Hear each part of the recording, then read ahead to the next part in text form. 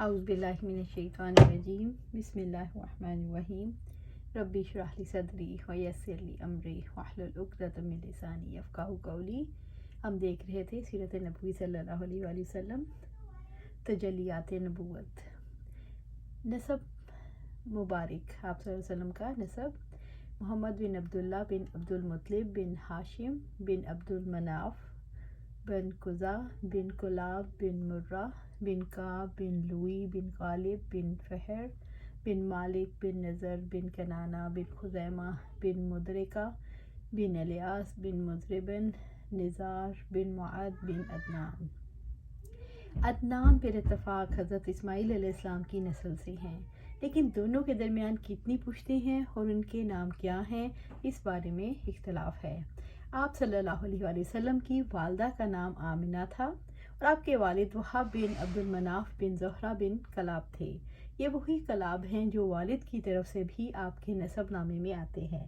کہا جاتا ہے کہ ان کا اصل نام عروہ یا حکیم تھا، لیکن وہ کتوں کے ذریعے سے بکثرت شکار کھیلا کرتے تھے، اس لیے کلاب کے نام سے مشہور ہو گئے۔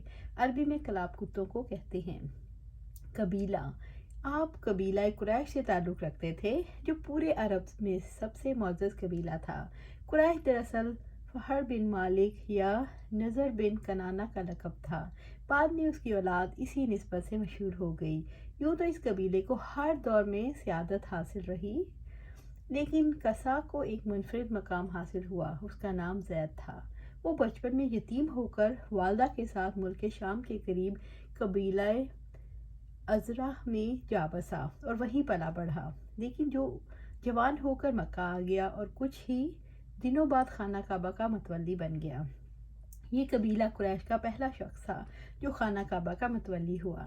متولی ہونے کا مطلب یہ تھا کہ اس کے ہاتھ میں خانہ کعبہ کی کنجی ہوتی تھی، وہ جس کے لیے جب چاہتا تھا کعبے کا دروازہ کھولتا تھا۔ علاوہ ازیں قریش مکہ سے باہر آباد تھے، اس نے انہیں اندر لا کر آباد کیا۔ اس نے حاجیوں کے لیے میزبانی کا طریقہ بھی ایجاد کیا۔ وہ حج کے دنوں میں بڑے پیمانے پر کھانا تیار کراتا اور چمڑے کے بڑے بڑے لگنوں میں کھجور، شہد یا کشمش سے میٹھا شربت بنواتا اور حاجیوں کو پیش کرتا۔ اس نے کعبہ کے شمال میں دارالندوہ کے نام سے ایک گھر بھی بنایا جو قریش کی اجتماعی سرگرمیوں کا مرکز تھا۔ یہی ان کا پارلیمنٹ بھی تھا اور اسی میں وہ شادی وغیرہ کی رسمیں بھی انجام دیتے۔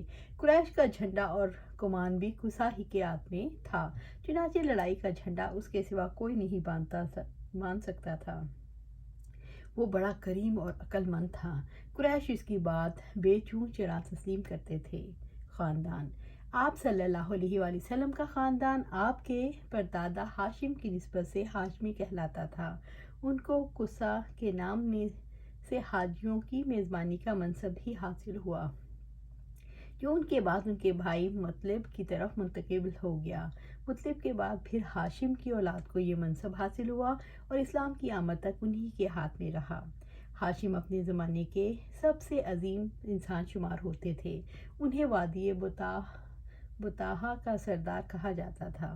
وہ روٹی توڑ کر گوشت اور شوربے میں بھگوتے اور لوگوں کے کھانے کے لیے چھوڑ دیتے۔ چونکہ عربی میں اس طرح کسی چیز کے توڑنے کو ہشم اور توڑنے والے کو ہاشم کہتے ہیں، اس لیے ان کا نام ہاشم پڑ گیا، ورنہ ان کا اصل نام عمر تھا۔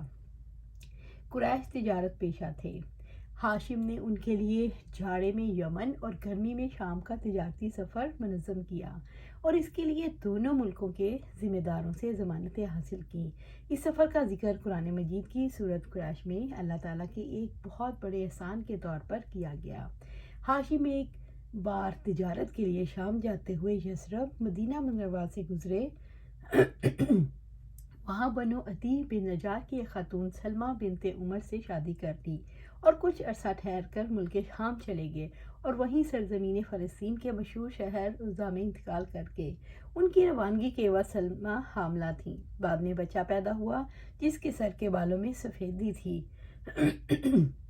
اس لیے اس کا نام شیبہ رکھا گیا۔ یہ بچہ مدینے میں پرورش پاتا رہا، لیکن مکے میں ہاشم کے بھائیوں اور خاندان کے دوسرے لوگوں کو اس کا علم نہ تھا۔ 8 बरस बाद मुतलिब को इसका पता चला। वो मदीना जाकर उसको अपने साथ ले आए। जब मक्के में दाखिल हुए तो लोगों ने समझा ये उनका गुलाम है, चुनाचे उसे अब्दुल मुतलिब कहने लगे। बिलाखिर वो इसी नाम से मशहूर हो गया। अब्दुल मुतलिब बहुत खूबसूरत और अजीम इंसान थे। उनके दौर में उनका हम मर्तबा कोई ना हुआ। वो कुरैश के सरदार और मक्का के काफिला तिजारत के ज़िम्मेदार थे, जो दो सखा इस कदर वो सखावत इस तरह करते थे कि उनका लक़ब फैयाज पड़ गया। उनके दस्तरखान का पसखोर्दा मस्कीनों, जानवरों और चिड़ियों के खाने के लिए रख दिया जाता और इस बिना पर उनका ये उर्फ बन गया। ज़मीन पर इंसानों और पहाड़ों की चोटियों पर वहशी जानवरों और चिड़ियों को खिलाने वाला। उन्हें जमजम का कुआं खोदने का भी शर्फ हासिल हुआ। इस कुएं के बनु जुरहम ने मक्के से जिला वतन होते वक्त बांट दिया था। इस वक्त से उसकी जगह नामालूम चली आ रही थी। अब्दुल मुतलिब को ख्वाब में उसकी जगह बतलाई गई और खोदने का हुक्म दिया गया। उन्होंने खोदा तो पुराना कुआं बरामद हो गया। उन्हीं के ज़माने में खाना काबा पर हाथी वालों के हमले का वाक़या पेश आया। ये सब हबशी थे। उनके सरदार का नाम अबरहा था, जो यमन पर काबिज और हुक्मरान था। वो खाना काबा ढाने के लिए 60,000 का लश्कर जर्रार लेकर आया, लेकिन जब मक्के के मशरिक में मुज़दलिफ़ा और मिना के दरमियान वादी मोहसर में पहुंचा और मक्के पर हमला आवर होने के लिए तैयार हो गया, तो अल्लाह ताला ने लश्कर पर चिड़ियों का झुंड भेजा, जिन्होंने उस पर ठेकरी जैसी पत्थर बरसाए और वो खाए हुए भूस की तरह हो गया। ये वाक़या आपकी पैदाइश से 50 या 55 दिन पहले पेश आया। आप सल्लल्लाहु अलैहि वसल्लम के वालिद गिरामी अब्दुल मुतलिब के सबसे खूबसूरत, पाक दामन और चहेते बेटे थे। उन्हें ज़बी भी कहा जाता है। उसकी वजह यह है कि जमजम की खुदाई के दौरान में जब कुएं के निशानात बरामद हुए तो कुरैश ने भी अब्दुल मुतलिब के साथ शिरकत करनी चाहिए और उसके लिए उनसे झगड़ा किया, जो बड़ी मुश्किल से ख़त्म हुआ। ये देखकर अब्दुल मुतलिब ने नज़र मानी कि अगर अल्लाह ने उनको 10 लड़के दे दिए और हर एक मुकाबले में लायक हुआ तो उनमें से एक को अल्लाह की राह में ज़िबा करेंगे।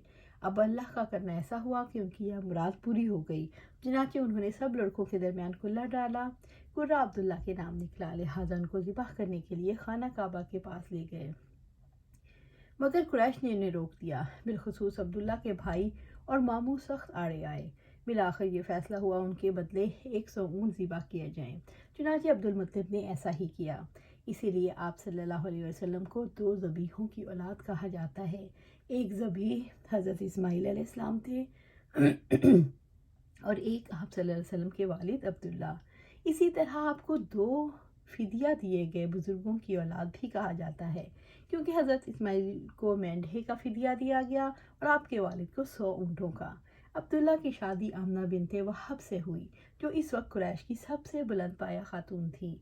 उनका बाप वहब भी बनु ज़ोहरा का सरदार और आली नसब था।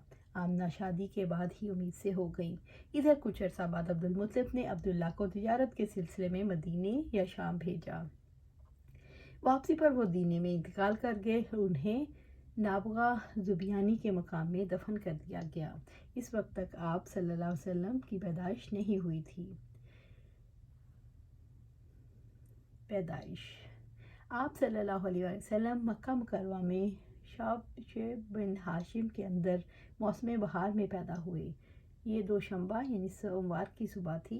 रबीउल अव्वल की 9 और कहा जाता है 12 तारीख थी। साल वही था जिसमें अब्राहा ने मक्का पर हमला किया। चूँकि वो अपने साथ हाथी भी लाया था और अरबी में हाथी को फील कहते हैं, इसलिए इस साल का नाम आमुल फील पड़ गया। इस रोज़ अप्रैल 571 की 22 तारीख थी।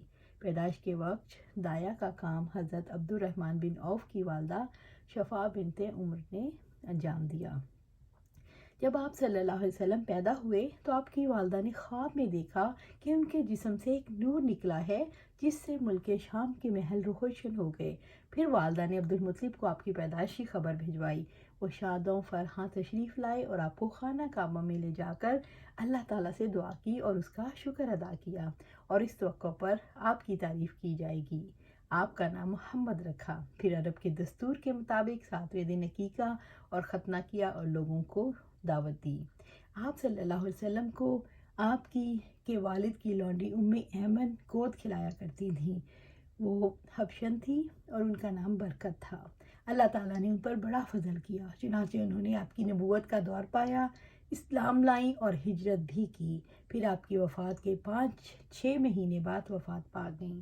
رضاعت، انشاءاللہ رضاعت آگے دیکھیں گے، اور یہیں پر آج اس کا سلسلہ ختم کرتے ہیں۔ اللہ سبحانہ تعالیٰ سے دعا ہے کہ جو ہم نے سیرت شروع کی ہے اس سے ہمارے دلوں میں آپ صلی اللہ علیہ وسلم کی محبت کوٹ کوٹ کر بھر جائے۔ محبت کرنے سے آئے گی، ہم نے کرنا ہے، اس کو پڑھنا ہے، اور جیسے ہی ہم یہ پڑھیں سیرہ، ہم خود اس زمانے میں چلے جائیں، اس زمانے میں رہیں اور اپنے اوپر طاری کریں کہ آپ صلی اللہ علیہ وسلم کیسے زندگی گزار رہے تھے اور ہم نے اس دور میں اپنے آپ کو کس طرح ان کے مطابق ان کے نقشے پا پر چلانا ہے۔ اللہ سبحانہ تعالیٰ ہمیں قرآن و سنت پر عمل کرنے کی توفیق دے اور اس پر عمل کرنے کے لیے استقامت دے۔ آمین یا رب العالمین۔